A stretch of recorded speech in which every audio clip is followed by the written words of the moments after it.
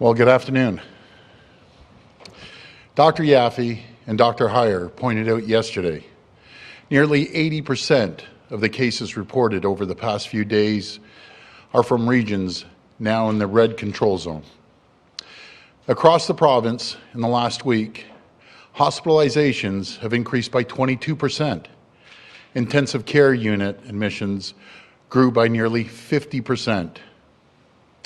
We are now teetering on the edge of having to delay scheduled surgeries. In fact, some hospitals like Scarborough Health Network have already had to delay surgeries. My friends, I've been clear on this. The situation is extremely serious. And further action is required to avoid the worst case scenario, where the rate of the community spread is greatest, the risk to our schools, our long-term care homes, hospitals is the greatest. We cannot put in-class learning at risk. We can't risk widespread outbreaks in our long-term care homes.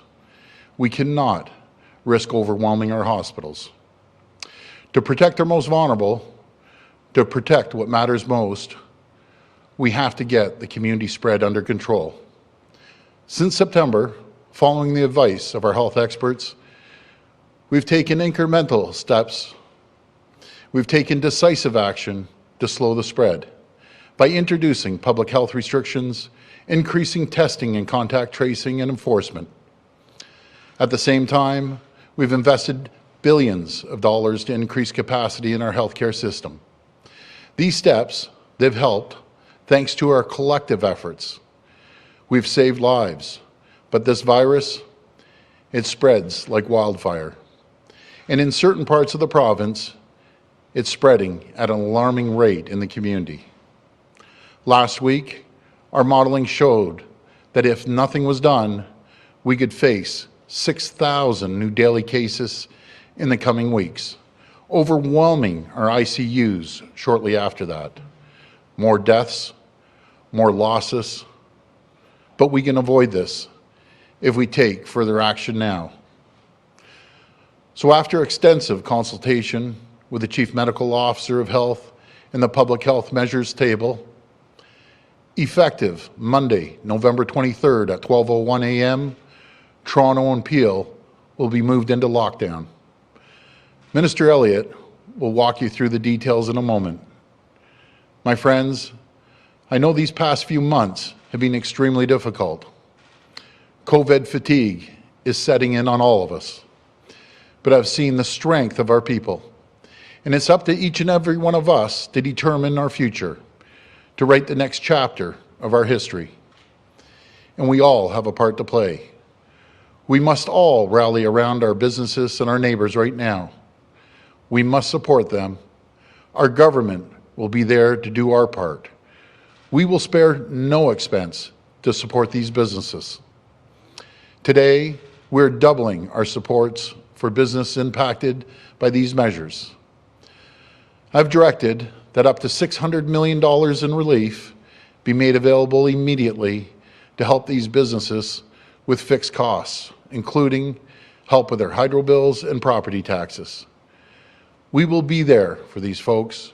Businesses can apply today for this relief and for PPE grant at ontario.ca/COVID support. And together, as a province, we can all make a difference. Please shop local. If you're shopping online, I know it can be easy just to go with Amazon. But please remember that you can buy the exact same product from a local store. Please buy from local stores. Please do your holiday shopping through curbside pickup or online stores. Support our restaurants and order takeout. And to be clear, grocery stores, pharmacies, big box stores will remain open safely with capacity limits to make sure you can access all the goods you need. So please, folks, avoid panic buying right now. I'm going to repeat that. Please avoid panic buying right now. There's no need to buy more than you need for a week or two. By avoiding the panic buying, We can make sure that supply chains are not impacted and there's enough for everyone. I know this is difficult news today. It's not where we want to be, but my friends, I have faith. Ontario will weather through this storm together. Please look out for each other. Please stick together. Because in this darkest hour, we see what we're made of. We see what we can endure. And we will endure, we will persevere, and we will get through this. Thank you, and God bless the people of Ontario. Now I'll pass it over to Minister Elliott. Thank you, Premier, and good afternoon. Our top priority has always been the health and well-being of all Ontarians. Despite the range of public health measures and restrictions that have been in place since early October, we've seen the situation continue to worsen in regions across the province, particularly in hotspots like Peel and Toronto. It's clear more needs to be done to limit community transmission of COVID-19 so that we can keep our schools open, safeguard our health system capacity, and protect our most vulnerable. As we've seen around the world, lockdowns are a difficult but necessary step to prevent COVID-19 outbreaks and bend the curve in the number of new cases. Based on the recent data, and to protect the health and well-being of people and families in these communities, Peel Public Health and Toronto Public Health will be moving to lockdown effective Monday, November 23rd at 12:01 a.m. Measures under lockdown include no indoor private gatherings will be permitted with anyone outside your household. Individuals who live alone may have close contact with one other household. Outdoor gatherings will be limited to a maximum of 10 people. Retail stores providing non-essential services in shopping malls can operate through pickup or delivery.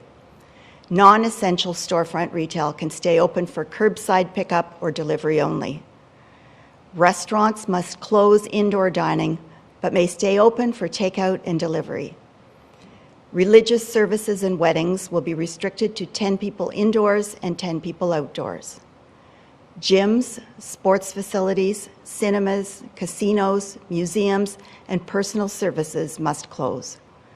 Manufacturing, agriculture, supply chain, and most construction can continue.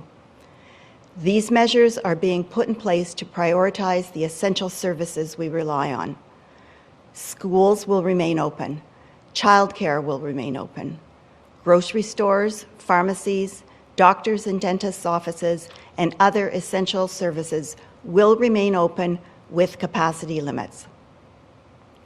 Today, we are also announcing that the following public health regions will be moving into the following levels in our COVID-19 response framework. As mentioned, Peel Public Health and Toronto Public Health regions will move into lockdown. Durham and Waterloo regions will move to the red control level. The Huron-Perth, Simcoe-Muskoka, Southwestern, and Windsor-Essex Public Health regions will move to the orange restrict level. And Chatham-Kent, Eastern Ontario, Grey Bruce, Kingston, Frontenac, and Lennox and Addington, Peterborough, and Thunder Bay and District Public Health regions will move to the yellow protect level. These new classifications will come into effect Monday, November 23rd at 12:01 a.m. In addition, for regions in the red control level, the limit for all organized public events and social gatherings has been reduced to 5 people indoors and 25 people outdoors. To further protect the health and safety of those in long-term care homes, staff, essential caregivers, and support workers who provide direct care to residents in regions that are in the orange restrict level or higher will be tested weekly for COVID-19 beginning Monday as well. And to further support public health unit regions, we are making additional enforcement mechanisms available to local medical officers of health by amending Ontario Regulation 950 under the Provincial Offences Act. This amendment will allow tickets to be issued if public health measures set by the local medical officer of health are not followed. We will also work with the Chief Justice of Ontario to create an order establishing a set fine of $750 to any ticket issued. I know this is not where we wanted to be, but our government and Ontarians have risen to the challenge before, and I know we can do it again. And with the recent news about the Pfizer and Moderna vaccines, there's light at the end of the tunnel. But now more than ever, everyone must follow the public health advice and adhere to restrictions in your region. We will get through this together. Thank you. And I'll now invite Dr. Williams to please come forward.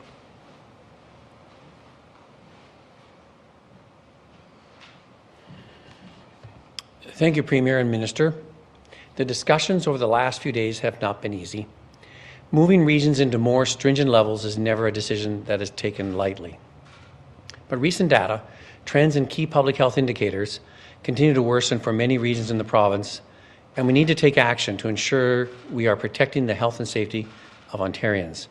We understand the significant impact these changes will have on individuals, families, and communities, particularly for the regions of Peel and Toronto, which will be moving into lockdown. But imposing these measures are necessary at this time if we are to reduce the transmission of the virus and address increasing health capacity challenges. We must also take these steps to reduce the impacts on our long-term care homes and other congregate settings, where some of our more vulnerable members of the society reside. Taking this action now will further help to ensure that our schools and childcare centres remain open, allowing our children and youth to continue to learning and growing in a safe environment. A variety of these decisions involve careful review of the data and productive conversations with the local medical officers of health. The input received from our public health units is vital for putting the trends and data into context. Our medical officers of health and their teams are our boots on the ground. They are working tirelessly every day to protect the health and safety of their respective communities. And the information and insight they can provide us is invaluable as our assessments are made and our advice is provided. The decisions with respect to which each health unit level would be moved to, we are supported by the appropriate local medical officer of health. And for Toronto and Peel, while the maximum measures being imposed is not what we wanted to do, we all agreed that it was the right thing to do. Ontarians have continued to demonstrate their willingness to follow public health measures to keep their loved ones and communities safe from COVID-19.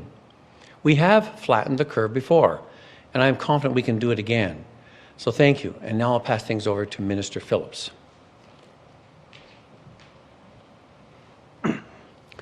Thank you, Dr. Williams. All of us know a small business owner struggling due to COVID-19. We see the anxiety in their eyes when we get a haircut or visit our favorite restaurant. COVID-19 has hit them hard, but in Ontario, they have responded with resolve and resilience. They've adapted and provided safe experiences for their customers and employees. These necessary public health measures we have outlined today will create new challenges. But as we committed in Ontario's action plan, Protect, Support and Recover, we will continue to be there to protect jobs and support employers. As Premier Ford announced, we will double the money available to support employers affected by the necessary public health measures we are taking to protect people from the second wave. The $600 million we are providing will help businesses cover fixed costs associated with energy and property tax bills. The additional resources we are making available for affected businesses today is why we set aside contingency funds in our budget, ensuring that we can respond to the needs of the people of Ontario as the pandemic unfolds. Applications open this Monday for businesses in regions that were already designated either as modified stage 2 or the red control zone. Money for these businesses will begin to flow next week. Any eligible business in a region in Ontario designated as in the red control zone or lockdown today can apply starting Tuesday. These rebates cover the entire length of time that a business is required to temporarily close or significantly restrict services. I urge every eligible business owner, whether you're in Peel, Toronto, as well as York, Hamilton, Halton, and now Durham and Waterloo regions, to apply for this support. And even though Ottawa is no longer designated as a control area, eligible businesses there can still apply for a rebate to cover the period the region was under enhanced restrictions. Visit ontario.ca/COVID support to apply for relief. Again, if you are a business owner in Peel, Toronto, York, Hamilton, Halton, Durham, Waterloo, or Ottawa impacted by the recent public health measures, visit ontario.ca/COVID support. Now, I know you have a lot in your minds right now, so if any of you have questions, please call 1-855-216-3090. Again, any affected business owner that has questions, please call 1-855-216-3090. I just this afternoon spoke to the Deputy Prime Minister, and I congratulated her and the rest of the federal parliamentarians on passing legislation yesterday that enables the new supports, including the Canada Emergency Rent Subsidy, to be available to employers in Canada dealing with a second wave. And I'm pleased that Prime Minister Trudeau announced that applications for this vital program will be open next week. Ontario will continue to coordinate with the federal program and our federal partners to cover more fixed costs for businesses and ensure relief is available in the most straightforward and seamless way possible. These rebates for fixed costs are an important and immediate way our government is supporting businesses, but it's not the only way. We're also providing $60 million of grants to help small businesses with added PPE costs. Small businesses should visit ontario.ca/COVID support to access that grant. With the federal government, we're providing $57 million to bring businesses online through the Digital Main Street program. We also recently announced reduced property taxes, payroll taxes, and electricity rates to support employers now and in the future. While these necessary measures we are announcing today are a very difficult step in our response to COVID-19, the challenges of a second wave will only strengthen our collective resolve to defeat this virus. To the people of Ontario, as you continue to do your part, we reaffirm that we will continue to do ours. Thank you very much. We'll go to the phones for questions. First question, please. First question comes from Natasha MacDonald at Radio Canada. Please go ahead. Hi, Natasha. Hi, Premier. What is your government considering for the holidays? As you know, Quebec released a clear framework yesterday, 10 groups allowed from the 24th to the 27th, as long as they isolate before and after. Why isn't your government providing the same clarity today, and what can Ontarians expect?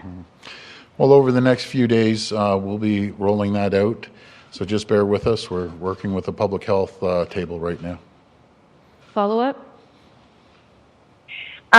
Can you give more details about fines, penalties? Will you bring down the hammer if people don't listen to these restrictions, abide by the lockdown?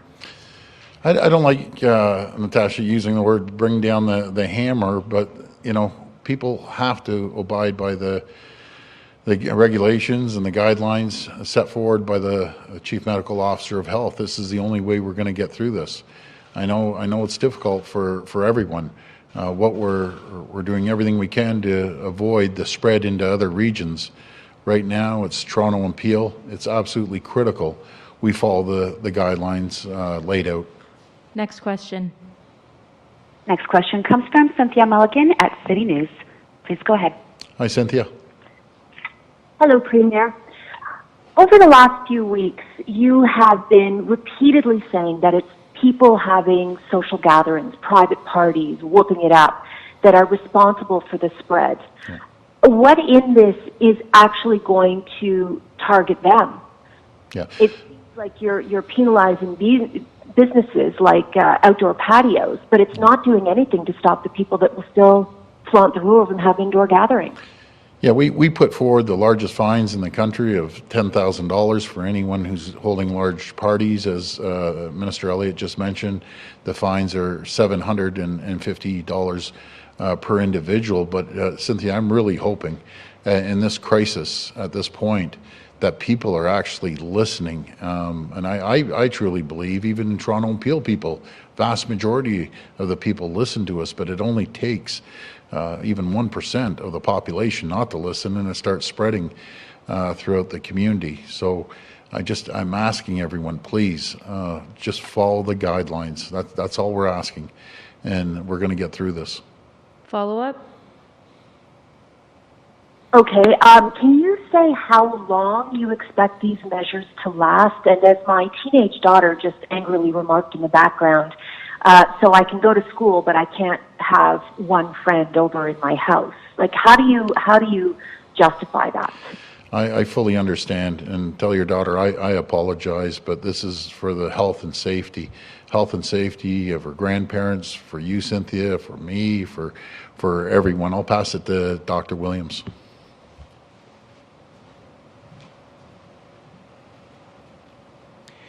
Well, it's a good question, and thank you to your teenage daughter for raising the issue, because at this time we have seen, especially in some of our areas, the 14 to 19 age group coming with the highest rates recently, and we're concerned about that. That means we know they can do their part, have to be really careful, really use the virtual tools that you're so adept and excellent at using. Connect on that. You have your time sometimes if you go to the school for your in-classroom setting with masking and other procedures. So it is a tough one. If we do this stringently, and if we can back off this will be great in that. But I think it's the youth and that they can do it. I know they have done it before, and they can do it again, and so we have full confidence. And their ability to use social media and other methods, they outshine us all. So I think they can make that connectivity really well. But it's not easy, but we ask them to hang in and do their part too. We're all in this together. Next question. Next question comes from Brian Lilly at the Toronto Sun. Please go ahead. Hi, Brian. Hi, Premier. I understand it's your birthday, and you're not excited to be announcing this on your birthday. That's for sure. But nobody's excited to hear about it either. Still, happy birthday. Thank you, Brian. I wanted to hear primarily from Dr. Williams, but if you'd like to comment as well on data.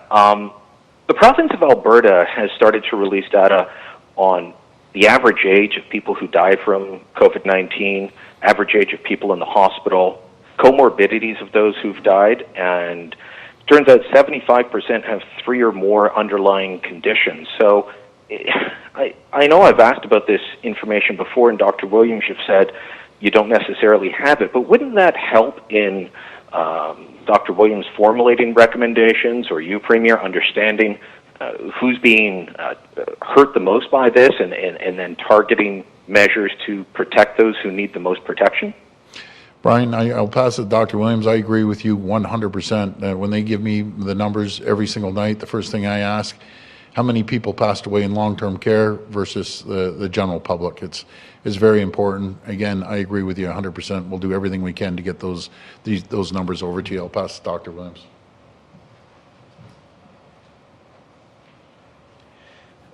Well, thank you, Brian. And we've been getting that data to say, does it represent, mirror what's happening in the community? The hospitalizations, the ICU admissions, the deaths they usually follow later. We usually get a period of delay between the hospitalizations, those going to ICU, and then the deaths usually happen afterwards. When you're identifying people at a certain age is one factor. People with comorbidities, and you have to understand that there's a lot of people under the age of 80, 70, 60, and 50, and even people under the age of 40 with a number of 1 or 2 comorbidities. And we have some deaths in those age groups in that category. So it's not that people under 80 are not exposed to it, and people these days, with the advantage of good quality medicine, are doing quite well, but they do have these comorbidities. Some have had immunosuppressive therapy for other things, so there's a lot of susceptible, even children in our society, that we have to look out for and be careful of. The fact that we stemmed that off so far, I think it's a success to our healthcare providers, our specialists, intensivists, and others in the hospitals. We have learned a lot in that, and I can only wish that they will continue to do such an excellent job. But we don't need to overload them with that, and we don't need to test that by getting everyone infected, and especially people with predisposing factors at all age groups. So our data shows us that the hospital admissions reflect the community transmission areas and the same demographics in that.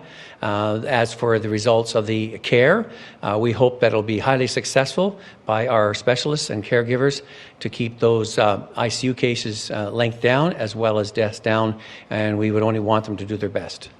Follow up?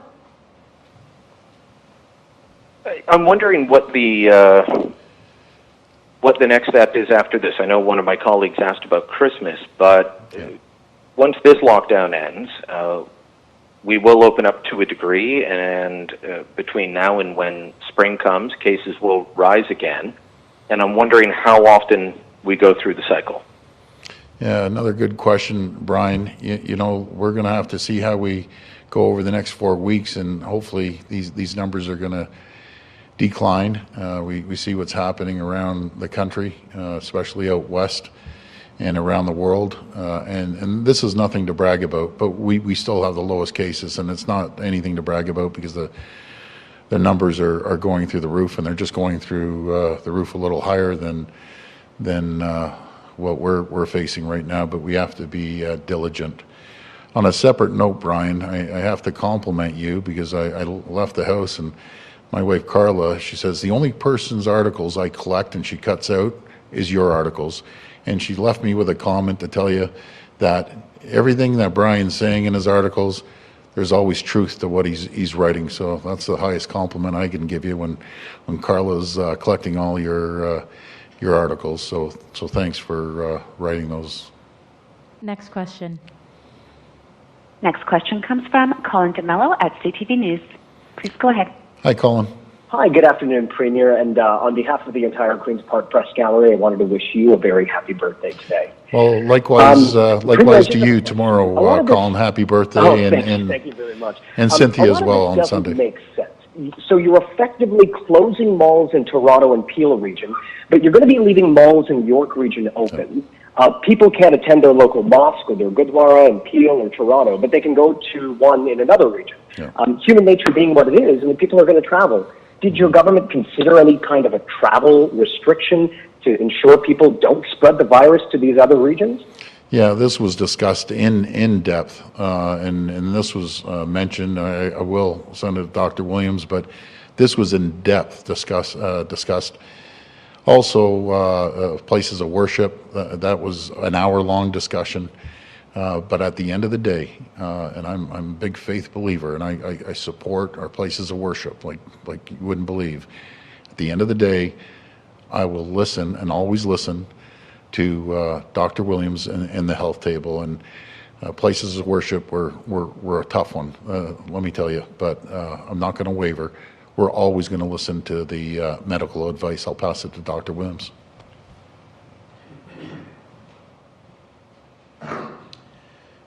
So, Colin, the question of travel is an important one.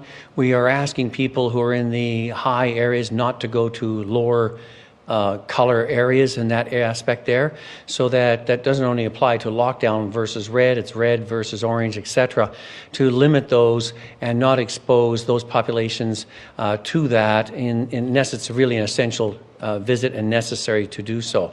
So we haven't put that restriction on.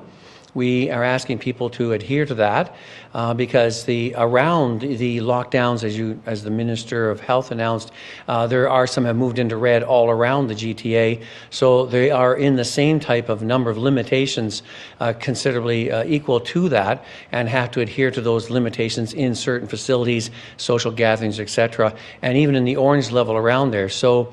Adjacent has some of those same impacts, and those individuals want to do their best to keep their numbers down as well. So we're all in this together. That's why we're doing the framework, asking each group to do what they need to do, and that means you're responsible in your area, but also for the areas outside yours, because we know it affects the whole system. So we haven't put in travel restrictions.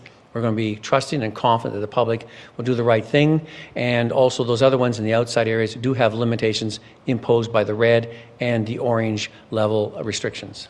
Follow-up? Thank you. Premier, just about retail. So you're asking people to buy local, but you're ultimately putting Main Street at a disadvantage here.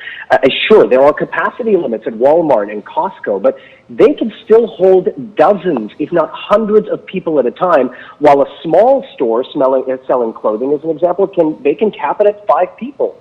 So if you don't want crowds of people to congregate, wouldn't a smaller store for in-person retail actually be safer than everyone going to Walmart or Costco? Yeah, I hear you. And again, all these points, Colin, very valid, very good points. We've mentioned it to the health table. We've run through this over and over again. I know we all want to support small businesses. We really, really do, and I encourage it. And on the other note too, we have to keep the supply chain going for the large retail stores. I've had conversations with the CEOs of the large stores. They're concerned about supply chain, and I've talked to some of the big manufacturers too, producers producers of, let's say, I'll give you an example, Kraft Heinz. I had a great conversation the other day with the CEO, and I have to just ask, I'm going to give a real request to all the big retailers, the Costcos, the Walmarts and Loblaws and Sobeys and Metro and so on and so forth. Please go easy on your suppliers. That's what I'm asking you. Please go easy, and please do not find these folks. They're struggling to put food on the shelves right now. I'll pass it to Dr. Williams.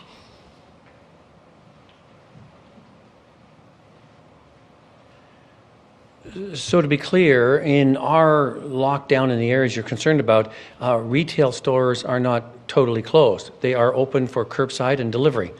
And it has surprised me pleasantly. I've seen how innovative and how creative they are at dealing with that. And some, one before was saying they're so busy on the phones getting orders in, they have to have extra people manning those. And they can hand out probably more at the curbside in a short period than they could have if people came in the stores at different times. So I don't think it's out of the impossible. I think people need to, if you have your favorite stores, I would like the Premier say, you need to patronize those ones, and they need to be available to let you order and then go by and pick up and do it quickly because they've already paid ahead of time. So they're still open for business, whether it's on Main Street or in other settings. And I would recommend that you utilize those ones, as the Premier said, in the way of virtually as best as possible, and to do your curb pickups as you get ready for gift giving, etc. So that's there, it's open, and we want to utilize that as maximum way as possible. Last question. Last question comes from Rob Ferguson at the Toronto Star. Please go ahead. Hi, Rob. Hi, Premier. Happy birthday. Thank you. Just would like to get some clarification on the mall stuff, how the malls are going to work. So, as we understand it, you can go into a mall, have a 50% capacity limit, and you can go into, say, an essential store in a mall, like a drugstore or a supermarket, but that other non-essential stores in malls can be open, but only for curbside pickup. So, would they have their doors closed, and they would have to make an arrangement out in the mall parking lot or on the street for people to pick up goods that they've ordered online or over the phone? I mean, how is that going to work? It sounds a bit confusing. I'll pass this over to the Minister of Health or Dr. Williams, either one. Well, you are correct, Rob. If any of the essential services stores within a mall can be open, a pharmacy, for example, or a grocery store, as you indicated. However, the other stores will be open for curbside pickup only, so you can order online. And it's our expectation that malls are going to have an outdoor location where people can come and pick up their purchases. They will have been paid for already, but we want to make sure that we don't end up with large groups of people assembling within the malls, but there can be places outside for them to come and pick up their purchases. Follow up? Rob? Okay, thank you for that. Sounds like there might be some big traffic jams in mall parking lots, but I'm going to move on to personal care services. So I'm just not sure how far that goes. So that's barbershops, hair salons, nail salons. Is that also massage therapists, chiropractors, dentists? Where do you draw the line on that? And any clarity is welcome. Thank you. I'll pass this to Dr. Williams. Thank you.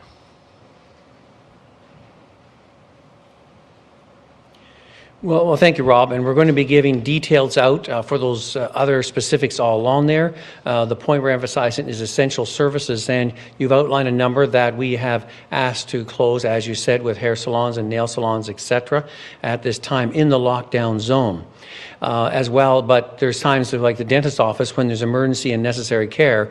As before, they would work out ways to see these individuals through booking and using proper PPE because it is an essential visit and an urgent one, and that's necessary. So there's a cadre of ones, and we hope to be getting communications and information out as well as numbers to call for clarification. because as you can imagine, there's a wide spectrum of different ones that people want to ask the specific questions about, and I want to make sure that that is done correctly, so I'm not going to go through that list right now, but we're going to put those communications and those numbers to call for advice and direction on what it means for this area and for your specific question. That's great. Before we wrap it up, folks, I've said this before. You know, tough times don't last, but tough people do. And we have the toughest people, the most resilient people anywhere in the entire world. I want to give people hope. We have a vaccine that should be online shortly. Economically, we have proved, all of us, not just this government, but all of us, we had the economy on fire. We've proved we can create jobs. We're going to continue creating jobs once we get through this. We will light the economy on fire, the likes of which this province has never seen. Please, we're there to support you. We'll always have your backs. And again, I want to thank you for all the cooperation and collaboration. It means everything to us, and we will get through this together. Thank you, and again, God bless you and your families. Have a good weekend. Thank you. Thanks, everyone.